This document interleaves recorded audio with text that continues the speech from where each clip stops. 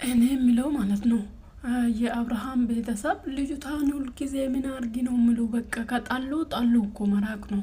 ከጣሏት ጣልዋ አይፈልጓትማ። ከዛ መራቅ። እቺ ሴትዮ በተለይ ጤነኛ ነች ወይ ምንድነች? እንደዚህ የምትንጨርጭረው እንደዚህ የምትጮዋበት ምንድነው? እሷ ባሉ አይደለች ባሉ ነው መፍት ያለ እንትን መነጋገር ያለባቸው ሁለታቸውና ምን አገባት እሷ ምን እዚህ ውስጥ አገባትና የምታቦካ ምን አርጊ ነው የምትላል ልጅቷ።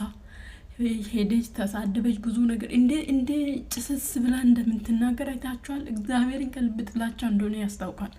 ይሄ ድራማ አይደለም። ትናንትና ያየሁት ቪዲዮ ማለት ነው። በቃ ሩታ ላይ ስለው እውነተኛ ማንነቷ ነው እያሳየች አለችው። ከጣላች መራቅ በቃ ጣላቻታ ተፈልጋትማ ከላ መራቅ ማን እሷ አንቺ ጋር እስካልመጣች ድረስ ምን አርጊ ነው የምትላይ? ምን አርጊ ነው የምትይ? ልጅቷ ማለት ነው ትኖርበት፣ ልጁን ታሳድግበት።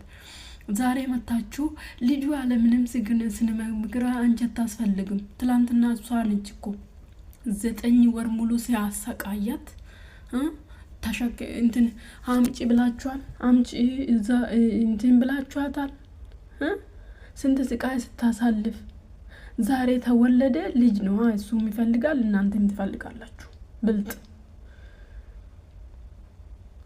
ያ ሁሉ ስቃይ አብሮ የተሰቃየችው ያ ሁሉ መከራ አብሮ ያሳለፈችው ሴት ዛሬ ልጅ ተወለደ። ሀያቱ ጋር ትደግ።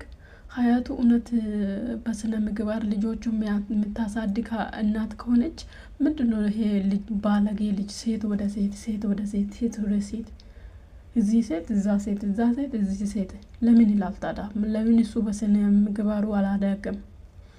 ማደግ ያለበት ልጁ እንደውም የሩታ ቤተሰብ ጋር ነው። የበሰለ የተማረ ቤተሰብ ጋር ነው። በቃ አይተናል። እናንተ ከአፋቸው የሚወጣ ራሱ አናዳቸው ነገር ካልሆነ ከአፋቸው የሚወጣ ራሱ ጠባ የለም። በቃ ጥቅም አለ ንግግራቸው ራሱ። ሩታን ይዋት በቃ ብትሳደብ ምንም ብታደርግ ቫልዩ ያለ ነገር ነው የምትለው። ንግግር ትችላለች፣ ብዙ ነገር ትችላለች። ስርዓት ያለ ቤተሰብ ጋር ማደግ ያለበት የሩታ ቤተሰብ ጋር ነው እንጂ የናንተ ቤተሰብ ጋር አይደለም። እናንተ ራሱ ስርዓት የላችሁ። ልትበሉት ልጅቷ ምን አርጊ ነው የምትሉት? ጤናኛ ናቸው? ለምን በልጅ ለምን ትመጣላችሁ? በዛ ተሳደባችሁ። እናንተ የምትፈልገው እቺ ሴትዮ የምትፈልገው አብርሃም ከሄርሜላ ጋር እንዲሆን ነው። በቃ ይሁን ውሰዱት ልጁት እንጂ ለምን በልጅ ትመጣለሽ? ምን አገባሽ? አንቺ እናት ሆነሽ ታውቃለሽ? አንቺ የእናትነት ስሜት ታውቃለሽ? እውነት የእናትነት ስሜት የምታውቂ ከሆነ እቺትን ሴት ታከብራለሽ። የምታደርገው ልጅ ያላባት እንዳያድግ ነው። በቃ እያደረገችው ያለችው። እኔ ትላንትና በንዴት